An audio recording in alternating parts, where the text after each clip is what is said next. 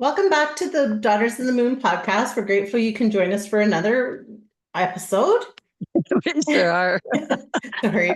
And today we're excited. We have William T. Kenny on. He was formerly trained in medicine and is a practicing radiologist. He's a strong interest in physics and wrote The Conscious Whole to reflect how theories and laws of physics may interact with the present medical paradigm, which does not account for the peculiar laws of the subatomic world. His writing blends a fictional story with the scientific theories while transporting the reader on a journey through increasingly abstract worlds, bridging our current worldview with that of the future. So welcome, William. We're really excited to have you on the podcast with us. We Yeah, sure are. thank you very much for having me. I really appreciate it. It's great to meet both of you. And yeah, it's gonna be a fun discussion, I think. And so as you mentioned, I'm a radiologist, which means I'm a medical doctor. So I went to medical school and then training after medical school, which is called internship and residency and fellowship. And in radiology, I'm a medical doctor and I interpret x-rays and CTs and MRIs and ultrasounds and all those kind of imaging techniques that you've probably heard of or when you've been to the doctor. And also did another year of training to a fellowship year of training in interventional radiology, which is the practice of doing minimally invasive procedures using imaging guiding. So using catheters in the body and tubes in the body to help treat different conditions. And so my background is formerly in medicine, but as you mentioned as well, I have an interest in physics. And interestingly, radiology is the practice of really kind of applied physics in medicine. A lot of the imaging techniques you've heard about, CAT scans and MRIs, use a lot of physics to create images of the body. And the way that we do that is we have something like an X-ray machine, which will interact with the body by shooting X-rays at the body. And then we see kind of what kind of signals we get back from that. And the same thing with ultrasound and MRI. We have different ways of using physics to create images of the body. I always found that fascinating in medical school, which is why I chose the route of becoming a radiologist. But even before that too, I had a very strong interest in physics in college and in high school. And that's kind of where kind of I started, I think, laying kind of some groundwork for my just personal education about the world in physics. And so just kind of going back in time to when I was studying on my own, learning about physics, there are some really cool books that I read back a number of years ago now that really got me interested. And I started realizing that a lot of the laws of physics and theories and even the experiments were more strange than science fiction, which really piqued my interest. And I'll give you some examples just so you can kind of get a sense for it. But one that I think a lot of people have heard about is the theory of relativity by the famous Einstein. And theory of relativity, just kind of very briefly, and again, I'll kind of give a cursory explanation of some of these theories. I'm not a formally trained physicist, but if any of your listeners want to go out and learn more, there's a lot of books, lots of podcasts, lots you can read that are really kind of approachable, so you can start learning about and understanding some of these really cool theories. And so the theory of relativity, I think, is really fascinating. It's about kind of at the core the relativity of time. And we all have clocks in our house or on our wrist, and you think, well, time just marches on and there's 24 hours in a day and it just kind of ticks and goes forward. But what's really cool and what Einstein postulated and what turned out to be experimentally proven to be true is that time is relative. And it's relative in a very specific way based on speed. So the faster something moves, the slower the time travels for that thing. The slower something moves, the faster time travels.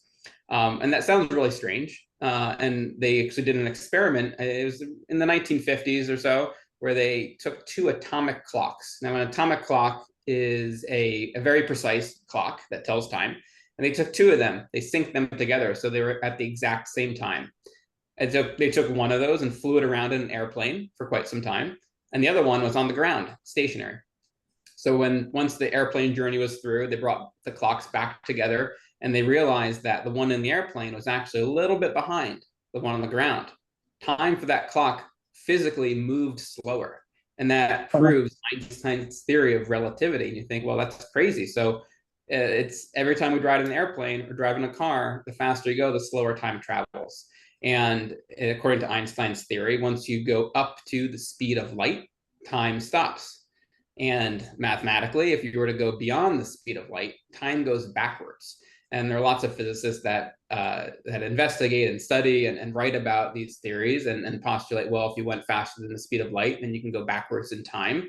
And there's some physicists that talk about looking for things that go faster than light. They call them tachyons. It's just a physicist word for something that goes really fast. So if they can find those, you can say, well, those are going backwards in time. So that's really strange. It's stranger than science fiction. It really makes you wonder, and you think, wow, that's true and it's real. Yet we don't consciously experience it during the day. We just march forward, look at our clock, and say, "Oh, I'm late for this meeting. I got to run to it."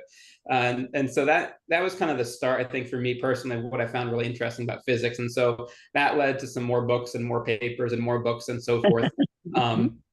And one of the kind of laws of physics or areas of physics that I found really interesting too. There are lots out there, but this is kind of what I kind of clung on to at one point, is the area of or the field of quantum physics. Now, quantum physics, I think a lot of people hear about now today in popular culture, and it's essentially the study of physics of the very small. So things like atoms and the things inside of atoms, like electrons and neutrons and protons. And interestingly, the physics of those little tiny things is different than the physics of the big things that we see every day. So the things we interact with every day follow laws of Newtonian physics. So Sir Isaac Newton, things like apples falling from a tree, that's what he described, gravity and the way things accelerate and move. And there are lots of equations and that we can go through and experiment with and confirm based on Newtonian physics, the physics of really big. And quantum physics is the physics of really small, little tiny things. And that's where it starts getting really weird again. So if you thought relativity was weird, it gets even weirder, I think, in quantum theory. And quantum theory kind of was born in the early 1900s, so more than 100 years ago. And there was a physicist at that time. His name was Erwin Schrödinger. He didn't really believe what people were saying about quantum physics. He thought it was kind of silly, and some of the things that the folks at the time, the physicists at the time, were talking about, he thought was too weird. It didn't make sense. And so he devised a thought experiment at that time to really prove how silly quantum physics is. And the thought experiment's about a cat in a box. So it's called the cat in a box experiment. It's a thought experiment, so it's not real. No cats were injured in this experiment. And so what he described is, okay, you take this cat and it's alive, it's purring, it's walking on your lap, but you put it into a box. The box is enclosed. You can't see inside the box. And inside that box, you also put a little tiny radioactive material. And that radioactive material will decay, give off radiation at a somewhat predictable but yet unknown rate. So that at some point in time, unfortunately, in the thought experiment, the cat will die because it gets radiation exposure. And the question that Dr. Schrödinger had was, well, if you take this cat, you put it in the box, you can't see inside the box, you can't hear the cat, and then you put the radioactive material in, and at some point in time, it'll give off radiation, maybe 1 second, maybe 100 years, we don't know, but it will. And the question he posed is, when is the cat dead? And if you were to follow the laws and the theories of quantum physics, the answer would be, well, the cat is both alive and dead at the same time until it's observed, until you open the box and look inside and discover what happens. Is the cat alive or dead? And that sounds peculiar because you think, well, of course, it's going to be alive or dead at one point. But what quantum physics was showing mathematically at that time is that there is what's called a superposition of states, meaning that that cat is both alive and dead at the same time, which is not how we experience reality. We don't see our chair in 2 spots at once. We don't see our house in 2 spots at once. That doesn't really make sense. But what is really interesting is that appears to be how the subatomic world behaves. It seems to appear, or it seems to behave in this very peculiar way of being in multiple positions at once. Interestingly, since that time, scientists have done some experiments with little tiny molecules and electrons and particles and have shown them to be in multiple positions at once. And you think that's really very peculiar and strange. So how can these exist in multiple positions at once? But that is what quantum physics is telling us. And there are 2 main interpretations of quantum physics.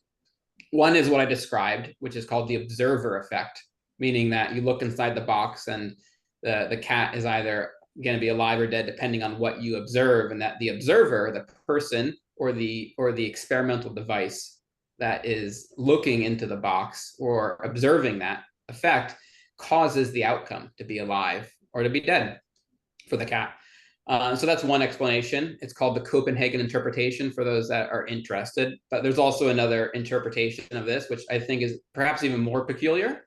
It's called the multiverse explanation, which means that in the cat experiment, the thought experiment, not only is the cat alive or dead, but really what happens is it bifurcates into two separate universes are created. One universe where the cat is alive, one universe where the cat is dead, and both those universes are true and real. They just exist in parallel, and for some reason that we don't know, we observe one of those two universes. But yeah, if we observe one where the cat's dead, there is one where the cat is alive. And that's called the multiverse explanation of quantum physics, which interestingly, I think is somewhat more heavily favored nowadays by physicists when you start listening to folks that research this thoroughly and are really kind of in the depths of it. The multiverse explanation gains some favor because it's actually a little bit more simple mathematically and a little bit more simple to kind of describe in certain ways. And so it's quantum physics is very weird and very peculiar. And I think what is most fascinating about it is that even the superposition of states, meaning something can exist in multiple states at once, little particles, that seems to be true. Where they do experiments where they see that and they can show that to exist, and I think that is really fascinating.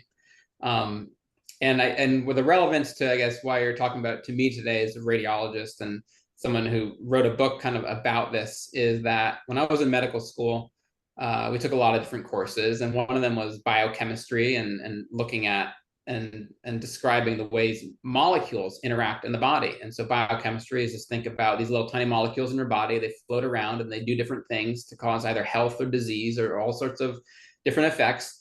And we were describing molecules in class and talking about also DNA, and DNA is also made up of very small molecules that come together in a certain sequence to create specific DNA, to create specific people and animals and plants and also disease and health. And I realized that when the professors were talking about it, they were not bringing in quantum theory in any way and bringing in any of these really peculiar explanations of how small things exist and how they operate. And I thought, well, that might be a problem because the physicists talk about quantum physics as real and true, and there's still a lot of debate, a lot of controversy, still a lot to be discovered in quantum physics. But the biochemists and the histologists and the people in the depths of the medical profession and research don't really use quantum physics or these peculiar laws to describe life and how it operates. And so that was the whole point of writing the book, The Conscious Whole, is how do we blend these two together? How do we explain the body and health and disease relative to what the quantum physicists are saying is a really peculiar way the small little tiny world of molecules operates? And so that's kind of when I started down that journey and kind of trying to put those pieces together. Wow, so interesting. It's just so interesting. The way that you put it makes it you really understand how we step into both worlds sometimes. So true. Yeah, Beautiful. for sure. And I think that's kind of the burden on us as we kind of move into the future as a civilization, as people, is trying to figure out, okay, what kind of new discoveries can we make? How can we bring these theories together? And quantum physics isn't perfect. There's still a fair bit of debate and controversy, as I said, about what's true. Is it the Copenhagen interpretation? Is it the multiverse explanation of quantum physics? And if either are true, they're both equally wild, in my opinion. And I think would really change how we view the world and how we understand and the not only just the whole world in general and the universe, but also our bodies and health and disease, which is kind of where my interest is, and that kind of the niche of medicine. So with the quantum physics and things like that, then you could potentially go almost backwards in time to heal yourself. Would that be true? I think it raises a lot of interesting questions. And so I kind of go through that process in the book of trying to kind of basically kind of account for these weird rules in quantum physics and weird rules of the small atomic, subatomic world. And that's where I kind of talk about this thing called the conscious whole, which is a very related but parallel discussion. And the idea of the conscious whole relates to something called decoherence in physics. So decoherence is a physicist word, and Basically what it means is you have Newtonian physics, the big things, and then you have quantum physics, the little small things. And where do they blend together? When do you go from using Newtonian equations to using quantum equations? Like, where is that gap? Like, eventually some things get smaller and smaller and smaller and smaller and smaller, and then all of a sudden they're under the influence of quantum physics. And where does that happen? And the physicist word for that is called decoherence. It's kind of that boundary point. And so it's I think a very difficult thing to describe, and there's still a lot of questions about it, and how do we really kind of grasp that and incorporate that. But the idea of decoherence is, where does that kind of interplay happen? Where is that transition point? And depending on if you're thinking of the Copenhagen interpretation or multiverse interpretation, the book that I wrote focuses mostly on the Copenhagen, the observer effect, because I don't know, I found that interesting, and it really fit into how I was thinking about things. Whether or not it's true or not is yet to be seen, but I think it's really fun and exciting to describe it and try to figure out if that's a good explanation. And so to answer your question, the interesting thing about, if you just take the observer, the Copenhagen interpretation of quantum physics, you have an observer, and whether or not that's a little device, piece of equipment, or a human looking at something, observing it, and creating that reality, the cat being alive or dead. And so if you have one person that exists in the universe, and it's just them, and they can, I think, in theory, according to quantum physics, control the whole universe. They could just be that one observer. And I say, well, I want the cat to be alive because I like cats. And then there it is. But we don't live that way. We have millions upon millions upon millions of people and other animals and other things influencing our world, and a lot of other effects influencing the world too. And so how do those other things, those other people and the other forces and in our world influence reality? And that is kind of the idea of decoherence, when something kind of flips from being in a superposition of states to being in one. And so the idea of the conscious whole is this collective consciousness that effectively, and this is kind of for the point of, I think, demonstration in the book, and also for fun and for the story of it, is taking the idea of something, this collective reality, this collective consciousness that influences the world using the observer effect. So in the book, I describe it as this kind of overarching consciousness that's a little bit outside of people. It operates on its own, it's independent, but it's actually created by everybody's mind, by everybody's thoughts, and that influences the world and creates that decoherence. So it creates one reality that we can all agree upon. So we need one reality to agree upon. I don't think we could really operate if we all made our own thoughts and said, I want the cat to be alive. No, I want it to be dead. No, I want to be rich. No, I want this or that. That doesn't work that way. We all live together, and we have to have some sort of agreed upon existence, not only consciously, but subconsciously.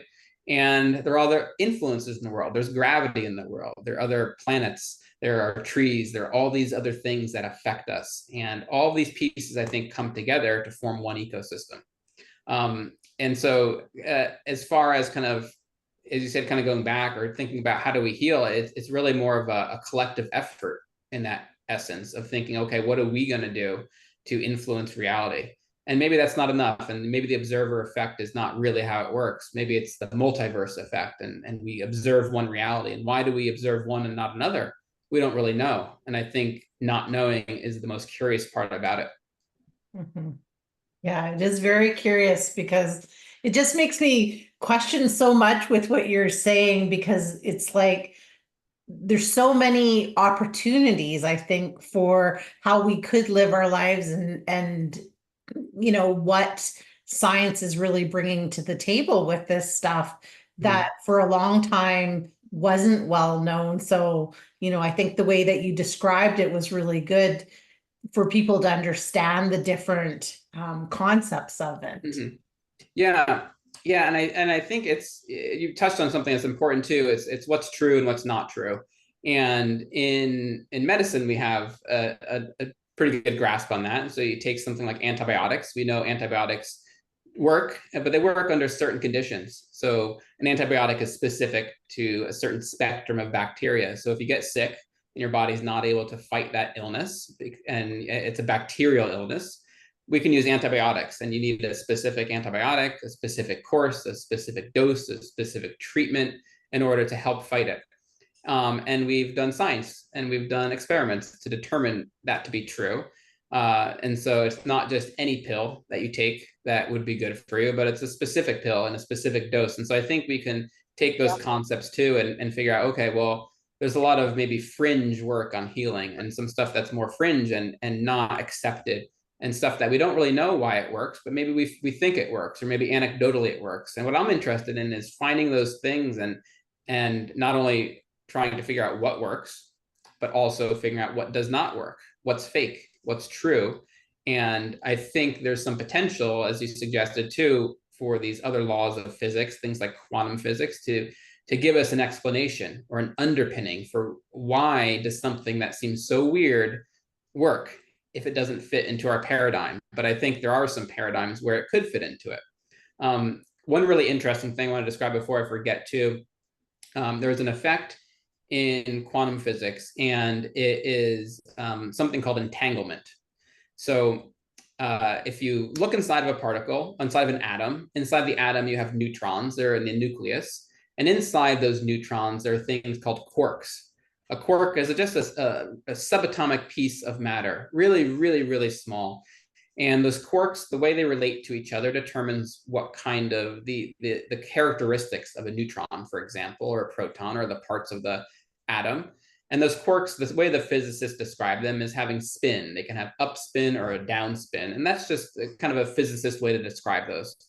And interestingly, if you have two quarks that are next to each other and they make part of an atom, if you take the spin of one that's up and you change it to down, you take the other one that's down, you change it to up, they're related in that way.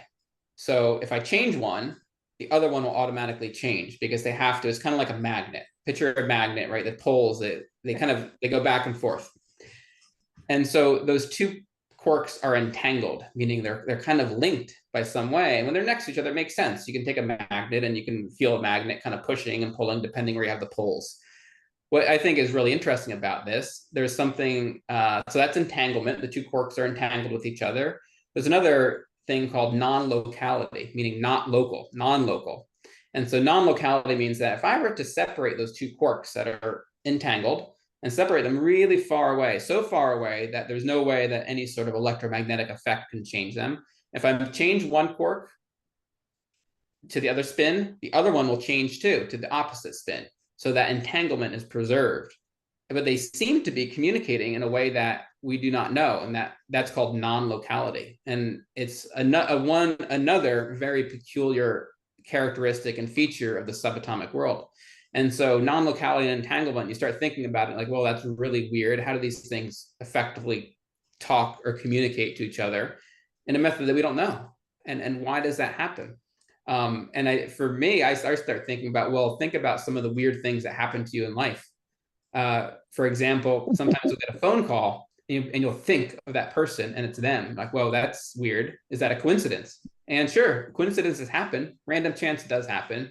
But then it happens again and again and again. You're like, well, that's not a coincidence. That's more than probability would say it's true. So I think when you take some of these weird laws that happen in the subatomic world and you think, well, is that some sort of explanation for these telepathic effects that people describe? And just because I say I have telepathy doesn't mean I do, right? Just like any pill is not an antibiotic, only an antibiotic is an antibiotic. Sometimes, I think that there are these effects in the world and you think, well, that's more than random chance. That must have been real. And maybe entanglement and non-locality describe that, because at the base level, we're all just little tiny particles put together to make us who we are as people. And so if those particles are entangled and we believe that to be true, then how is it that our parts of our brain or parts of our body are not entangled and connected in a non-local way to something else across the world? So again, a very peculiar law. And I think there's a very large gap there because we know what the little particles do and we know what we experience. But how do you prove that to be true? How do you prove that beyond random chance? And how do you kind of, again, suss out what's true and what's fake? Yeah, that's the hard part, but you do see it almost on an everyday thing with the level of consciousness, like when you see like world prayers or something like that, where you've got that energy and everybody's thinking kind of the same way, even though you're not local, it is like it's flipping that thing to be able to make this huge consciousness happen. So I think that's really interesting that, and I like the phone calls and things like that, because yeah, that does happen all the time. And Mm. yeah, you're right. Is it coincidental, or is it just actually this Meant to be. method? Yeah, I think so too. And I think that's what's really kind of really what's most interesting to me is how do you kind of bring these things together? And you're right too about these, kind of the way that we work together as society. I think there are many effects to that as well. They're kind of social effects, and maybe there's something larger too, is something that's subconscious or operating on some other kind of plane of existence that we just really haven't figured out yet, and haven't really, Right. kind of gone into. And I think that's there are some parts of physics that I think lead us down that road. And a Mhm. lot of folks don't feel comfortable kind of going down that road and saying, let's take something that is really kind of cut and dry physics, where people don't really go out on a limb often, and say, let's go out on a limb. Let's get a little bit weird and see if that's true. And maybe we'll be wrong, and it's okay to be wrong. But if you're right, I think it's extremely profound. It is. Well, and the other thing with the antibiotics, and when you said the pill is a pill, it just made me think of like the placebo effect, right? When, we do sometimes give people these placebos, and it's still, I don't know if it totally cures them, but it does help them get better because it's their mind that's thinking. So, what do you think about that? That's a really good question. I mean, I think it's fascinating, because just like you said, the placebo effect is real. It's a real effect, and what you have to do if you're have a new pill that you want to market and sell, you have to prove that's better than a placebo, which is considered the gold standard. And so the placebo effect is real. Our minds do have a measurable effect on our bodies and on our health, and also on disease.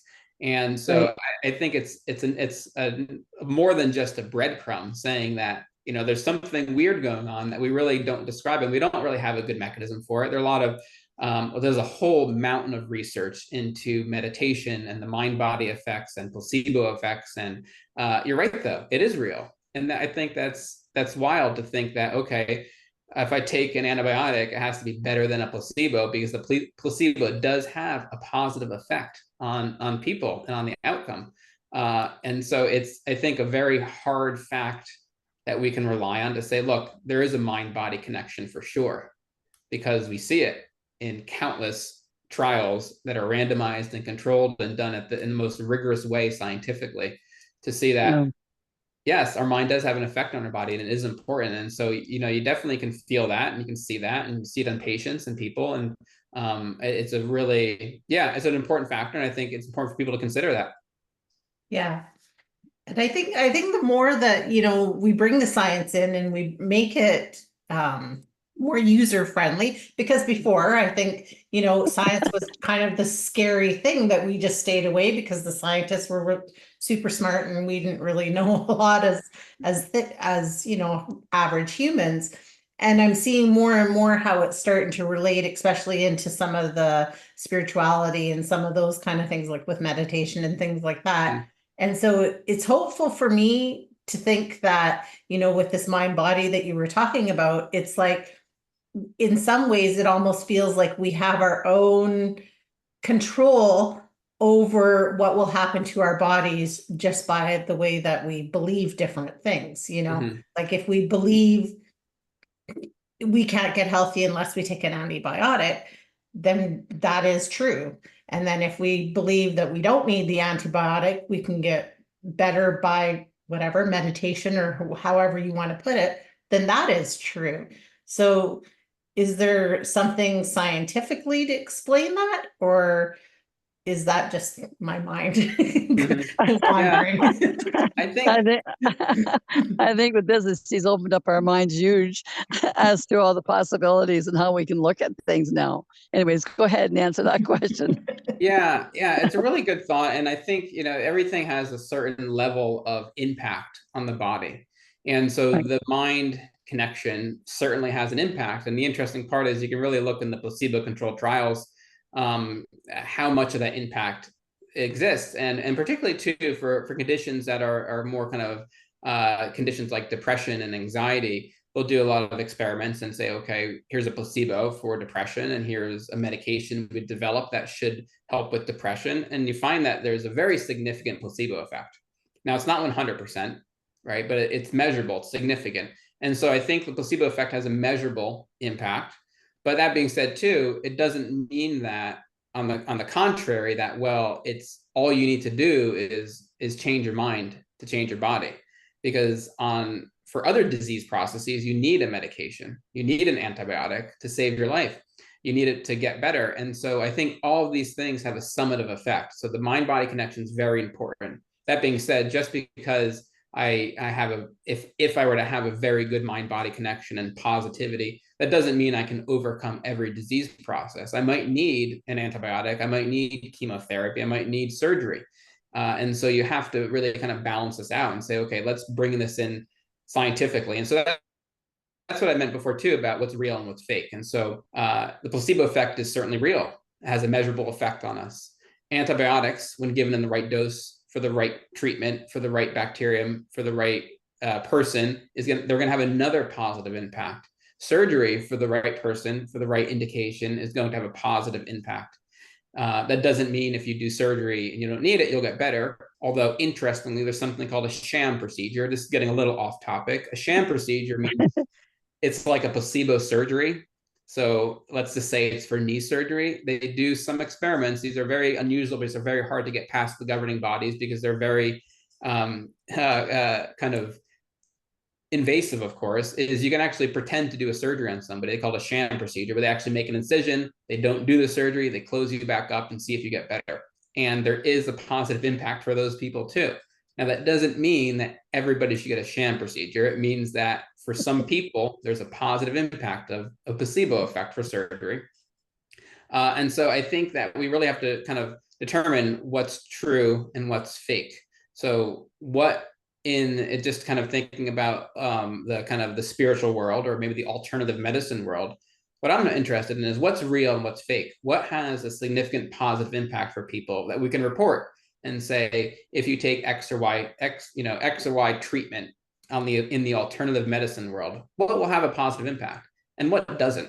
Because of course there's medicines that we develop, there's surgeries that we do that don't have a positive impact. And those are the ones that we try to remove from our practice. And so in medicine, it changes so rapidly. One of the statistics we heard in medical school is that 10 years after you graduate, 50% of what you learn will have proven to be false. And so we're always reinventing and rediscovering and re-understanding the world and our bodies and how everything interacts. And so you can't ever kind of take everything for granted and just keep practicing medicine the same way. It's always changing, always evolving. And so we have to figure out, I think it's the burden on us as a civilization to figure out what treatments are good, which ones are not good. And I don't discriminate personally if it's something that is weird. If it's weird and it works and it can be proven to work, that's good. Just because something is weird and we don't have any data behind it doesn't mean it works. It might just be something that doesn't work. Just like not every pill that a pharmaceutical company makes works. A lot of them don't work, actually. Some do work. And so we should really focus on the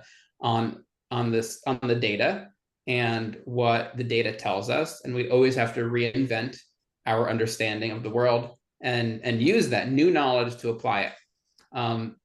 And so I think that, yes, the mind-body connection, we should use that. We should also use modern medicine when appropriate, when it works. Yeah. We should also explore alternative medicine and figure out what works. What should we accept? What should we expand? What should we just research more? And what should we throw out and say, you know what, that was something we used to do that doesn't work. For example, we always used to do things that didn't work, and we've gotten rid of a lot of those. Like, you used to use bloodletting. They would take leeches and put them on your body to let out the bad humors. It turns out there's probably not too much of a positive effect for that. And so we don't really do that anymore. Now, there are some conditions where bloodletting is actually needed. Some people make too many red blood cells. It's an unusual condition. It's fairly rare. It doesn't mean it works for everybody, but if you have that very specific condition, bloodletting actually is an important thing for you to stay healthy. And so again, not important for us not to throw everything out, but just to understand what works and when it works. That's interesting. I think that's really interesting because yeah, I love how it's just changing and growing, and we're finding out more and more about these different things.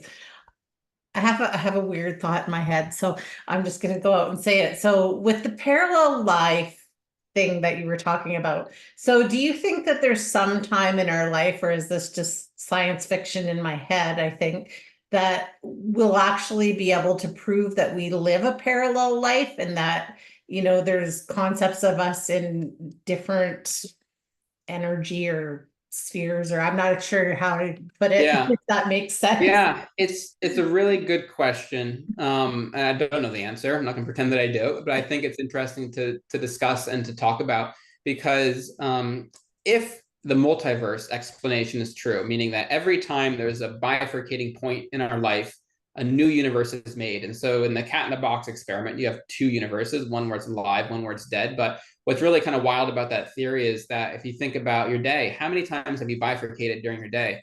You're in your car, do you turn left or do you turn right? Right? There's a bifurcation in the universe. When you open your refrigerator, what are you going to eat? And then you think, well, that all of those bifurcate into different universes where you eat different things from your refrigerator. One you're eating a fruit, one you're eating a vegetable, one you're eating steak, and it's just expansive. So you can only imagine, actually, you can't even imagine how many universes will be created in this theory. And so, as far as your question about what do we think is happening, what's the human experience of this, that's kind of where physicists stop, and they there's really not much of a good explanation. We don't really know what the conscious experience is of that, and I think that's another mystery we have. What is consciousness? How do we experience the world? Some people nowadays in the kind of technology phase we are in as a civilization talk about simulation theory. Simulation theory is a theory that we are living essentially kind of a simulated reality. This is not real, but this is essentially kind of a computer generated experience, and that the multiverse explanation actually fits pretty well with simulation theory. There are folks out there that talk about simulation theory, and I encourage your listeners, if they're interested in it, to kind of listen to a couple of those people on podcasts or read their books. And it's another fascinating kind of deep dive into another possibility. And so how do we experience this? Do we experience multiple at the same time? Is it something that we're is related to dream states in one way or another? I have no idea. I think it's a great question, and I apologize, I don't have an answer for it specifically, but don't apologize. Don't apologize. Just the way my brain works so sometimes. Yeah. So then that brings me to another question, because you were talking about dreams. So then is that like, are we sort of experiencing, or is there going to be some kind of study into when we're dreaming and we're doing different things in our dreams? Is that also a different reality that maybe, we've separated from ourselves in that sleeping state? Is that like something that science will look at some point, or even with the parallel? Yeah, I hope so. And I think they will. There is a lot of research into dreams, and that's another kind of body of work, another huge pile of literature that you can read into. And I think there are different explanations for it too. And you'll kind of find people describing it in different ways, just kind of random firings of your neurons in your brain, to the other extreme of kind of living a different life in a different reality. And I mean, again, the answer is we don't know. We don't really know enough about consciousness. We don't really know enough about reality to say, oh, your dream is definitely just some fake stuff your brain makes up versus some other existence. And I think what's interesting, and I'm sure some of your listeners and people out there have experienced it, if both of you probably have too, sometimes your dreams mirror reality, and not only just retrospectively, but prospectively. I think we all kind of have these scenarios where if you pay attention to your dreams enough, you think, well, that was weird. I dreamed about that.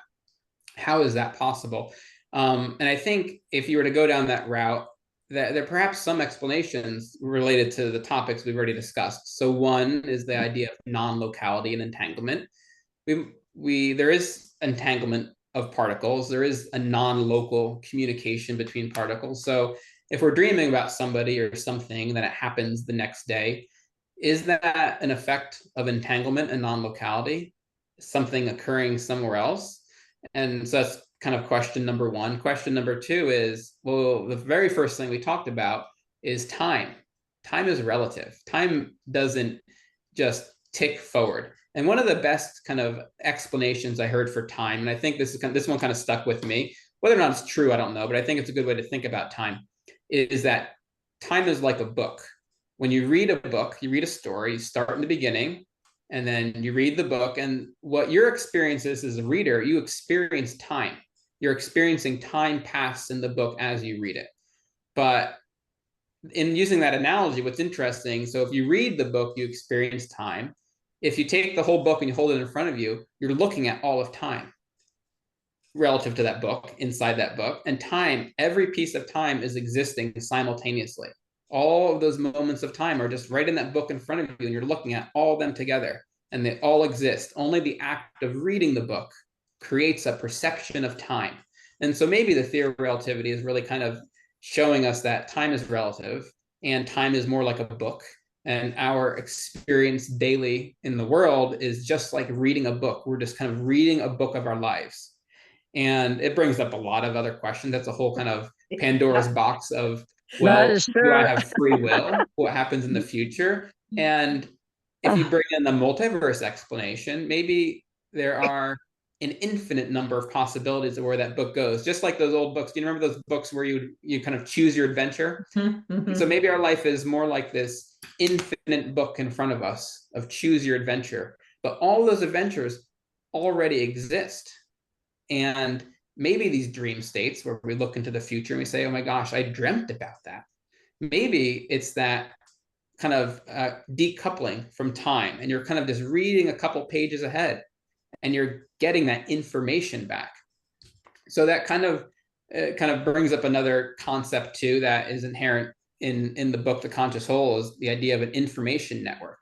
And what is the conscious whole? What is reality? And I think one explanation or one concept to layer on top of how we think about the world is an information layer. And maybe we can tap into this information layer. So just like that book, how we read time, and maybe we can see into the future because we kind of decouple from our current location in time and read a couple pages ahead. And maybe the dream states allow us to do that because we kind of turn our brain off, not completely, other parts are firing. And maybe that kind of lets us kind of unwind from the world just a little bit to kind of, be a little bit more decoupled. And so an information layer would describe kind of this other dimension where information lies, not only about our current states, but about past states and about future states. And that's what kind of the conscious whole is. It's this not only kind of collective reality, but it's a collective reality of information. And one of the things that I'm interested in doing is trying to look for that information layer. So if the leap of faith here is, let's just say, if there's an information layer out there that has information about the world in another dimension that we can't really see, can't really touch, can't really feel, but can interact with in subtle ways, what if we found that?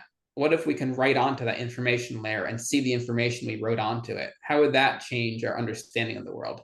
And so we can probably speak for hours and hours about any one of these concepts, but just trying to kind of lay like a framework or kind of a thought process on different ways to think about the world and the universe, again, that I think are very fascinating to explore. And 99% of my ideas are probably completely wrong, but if one of them is right, I think it would be very, very interesting. Yeah, well, I'll tell you, you've certainly opened my mind to, oh my, what if? I could spend hours with you just talking about things that come into my mind. Like Kimmy said, okay, this is an idea I have. You need to come back and talk to us about some more of these things that, like I was thinking about deja vu, like how it works too. But anyway, yeah, just one more.